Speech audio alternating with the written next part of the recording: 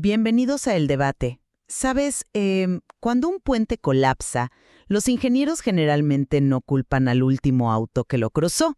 Claro, eso sería ridículo. Exacto. Buscan las fisuras estructurales, los remaches que miles de personas ignoraron durante años, asumiendo que el mantenimiento era, pues, problema de alguien más. Ujú. Y hoy vamos a aplicar esa misma autopsia a una de las tragedias literarias más icónicas de nuestro tiempo.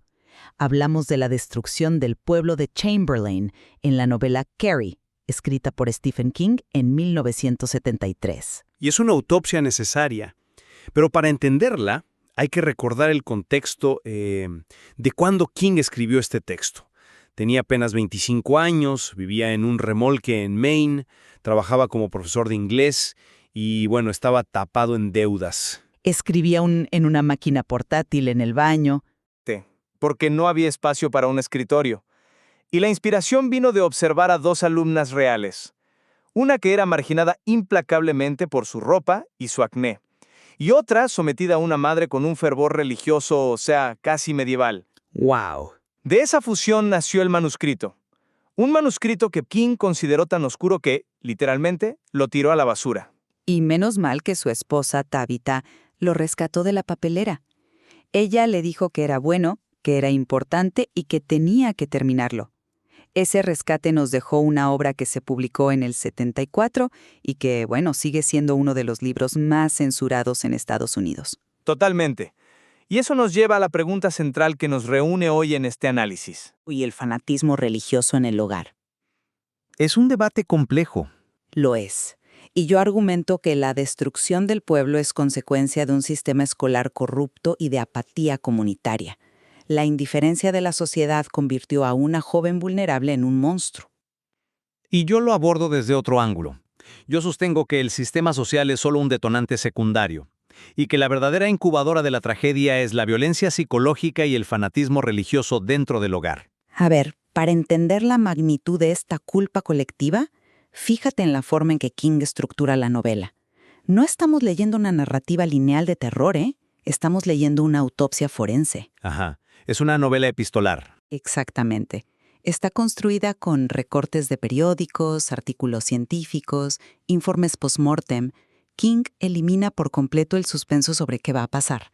Desde la primera página sabemos que el pueblo ardió y que Carrie murió. Es una decisión clínica. Nos quita el morbo del desastre para dejarnos con, digamos, la anatomía del mismo. Sí, nos enfoca en quién tiene la culpa.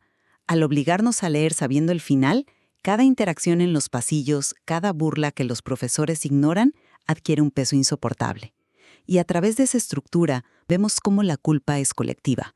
La escuela y los estudiantes normales establecieron una cadena de crueldades cotidianas que empujaron a Carrie al punto de no retorno. A ver, entiendo por qué el entorno escolar parece el gran villano aquí, pero me parece que te está saltando el eslabón fundamental.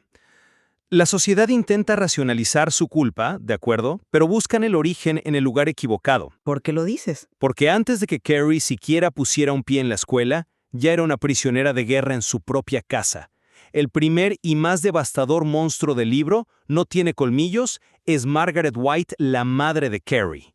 Bueno, no niego la toxicidad de Margaret. Es que es mucho más que tóxica. Ella cría a su hija en un encierro hermético, un mundo paralelo, sin televisión, sin música secular. Encierra a una niña pequeña en un armario oscuro durante horas para que rece y pida perdón por pecados absurdos. Como llevar mangas cortas. O hablar con chicos, ¿sí? Y su argumento central, el fanatismo de Margaret no es una actuación, es su realidad. Y eso crea el abuso más difícil de reconocer, el abuso que viene envuelto en amor. Carrie crece sin ninguna coherencia emocional desde su nacimiento. Es un daño profundo, estoy de acuerdo, pero el trauma latente no destruye un pueblo entero por sí solo. Necesita la validación y la amplificación de la sociedad. Ahí es donde el sistema escolar demuestra su verdadera naturaleza. Pensemos en el incidente de las duchas. Carrie tiene 16 años y experimenta su primera menstruación. La reacción del ecosistema escolar no es solo la falta de empatía, es una barbarie organizada. Las risas, los tampones. Sí, le lanzan cosas, la graban, la acorralan. Es un espectáculo público de humillación. Y quiero destacar que este es el momento exacto en que la telequinesis de Carrie el poder de mover cosas con la mente, despierta completamente, rompe un foco de luz. El poder explota como respuesta a la agresión social. Es un argumento convincente, pero ¿has considerado por qué ese evento es tan traumático en primer lugar? Pues por la crueldad masiva. No solo por eso, es traumático por la ignorancia biológica impuesta por su madre. Margaret le ocultó cómo funciona el cuerpo femenino porque lo considera pecado. Carrie, ¿de verdad cree que se está desangrando hasta morir? Claro, el terror de la ignorancia. Pero fíjate en la escuela. La única adulta presente, la profesora de Jardín, intenta ayudarla, pero su primera reacción es abofetearla. Es un fracaso institucional. El sistema falla, sí, pero analiza la asimetría del trauma. Después de esa humillación, Carrie hace lo que cualquier adolescente aterrorizada haría. Corre a casa. Necesita a su madre. Ajá. ¿Y cuál es la respuesta de Margaret? Le dice que la sangre es el castigo de Eva y la vuelve a encerrar. El trauma público es secundario frente a la traición de la única figura protectora que tiene. La escuela la humilló, pero el hogar la condenó. A ver, ahí es donde difiero por completo en el peso que le das a lo temporal frente a lo sistémico. Y déjame plantearlo con una analogía. Te escucho. El bullying funciona como un sistema eléctrico defectuoso en un edificio. No solo importa el cortocircuito, importan los fusibles que decidieron no saltar.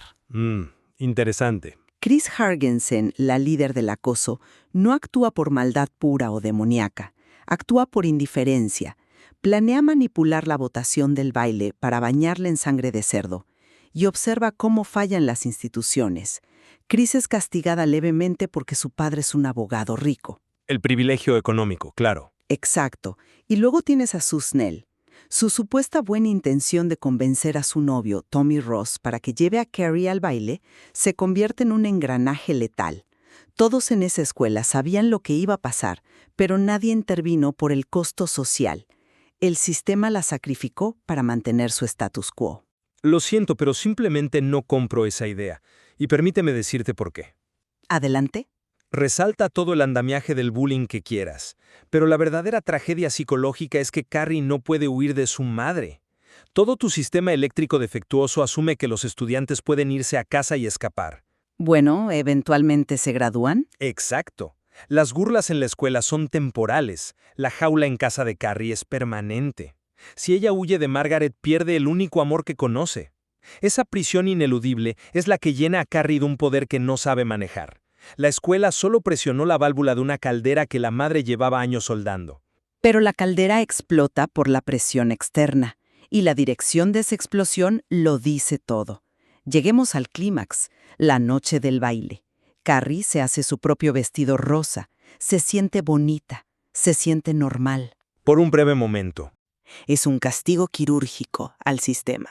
Cierra las puertas del gimnasio, enciende los rociadores, corta los cables y electrocuta a casi 400 personas. Luego sale, destruye la gasolinera, la iglesia y asesina a Chris y a su novio en la carretera. Es la venganza definitiva contra una comunidad que eligió la ceguera. Ahí es exactamente donde nuestra lectura difiere. Rechazo la idea de que sea una simple venganza social o un castigo calculado. ¿Entonces qué es? Para entender la novela, tienes que entender la naturaleza de la telequinesis aquí. No es un superpoder de cómics, es una somatización del trauma. El cuerpo de Carrie expresa físicamente lo que su mente no puede procesar porque Margaret reprimió violentamente cualquier expresión de enojo o tristeza. O sea, ¿ves el poder como un síntoma psicosomático? Totalmente. La destrucción de Chamberlain no es un acto justiciero de venganza social. Es la consecuencia catastrófica de dejar a alguien completamente sola con un poder enorme y sin guía. Y te lo demuestro con el final geográfico del libro. El regreso a casa. Así es. Si fuera una venganza triunfante sobre el sistema escolar, ella huiría hacia el amanecer. Pero no lo hace. Regresa exhausta a casa, al único refugio que conoce. ¿Y qué pasa ahí? Su madre la apuñala para, entre comillas, salvarla del diablo. Es una escena desgarradora. Sí, obligando a Carrie a detener el corazón de su propia madre con una tristeza inmensa, antes de morir. Ese es el verdadero clímax. El pueblo fue solo un daño colateral de esa explosión doméstica inmanejable. A ver, Comprendo el peso de esa tragedia íntima, y es innegable que la madre proporcionó el combustible. Pero, como síntesis, me mantengo en mi postura. El colegio y Chamberlain representan a cualquier sociedad que mira hacia otro lado mientras los vulnerables son humillados. El sistema escolar fue la maquinaria cómplice. Sin ese balde de sangre y esas risas, la bomba no habría estallado. Y mi síntesis es que, sin la manipulación fanática y el daño envuelto en amor de Margaret White, no habría existido la represión emocional necesaria para destruir un pueblo entero. Una adolescente normal habría llorado o huido, pero el encierro de Carrie hizo que su única vía de escape fuera la aniquilación. Es fascinante porque, aunque diferimos en el origen del fuego, ambos podemos ver la urgencia y la vigencia de este texto medio siglo después. 50 años, sí. ¿Y se siente como si se hubiera escrito ayer? Totalmente. Si conectamos este material con el presente, piensa en el bullying digital actual. En los 70s, un video de humillación, como el de las duchas, habría sido un rumor. Hoy ese escarnio dura para siempre. Se viraliza en segundos e impulsa las tasas de suicidio globales. King diagnosticó nuestra apatía antes de que tuviéramos redes sociales. Completamente de acuerdo. Y fíjate cómo el lado doméstico también sigue vigente. Los debates actuales sobre la educación sexual, la autonomía corporal o el control extremo de los padres sobre la información de los hijos, son idénticos a los que encarna el fanatismo de Margaret White. Sí, ese afán de proteger a través de la ignorancia. Exacto.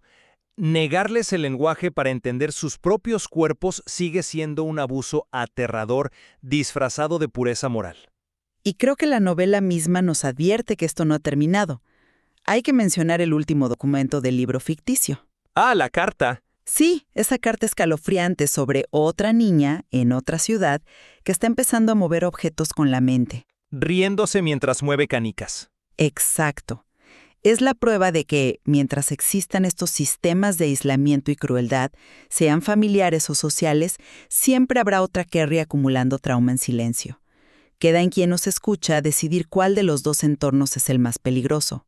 Sí, porque el debate sobre quién fue el mayor culpable no tiene una sola respuesta, pero la advertencia es clara. Aún hay muchas capas psicológicas en esta obra por explorar. Así es, y queremos invitar a todos a reflexionar sobre sus propios entornos, en sus escuelas, sus trabajos, sus familias. Pregúntense quién podría estar acumulando sufrimiento en silencio a su alrededor, mucho antes de que caiga el balde. Ha sido un análisis profundo e innecesario. Gracias por este intercambio tan enriquecedor. El placer es mío. Gracias a todos por escucharnos y atreverse a mirar las fisuras. Hasta la próxima en el debate.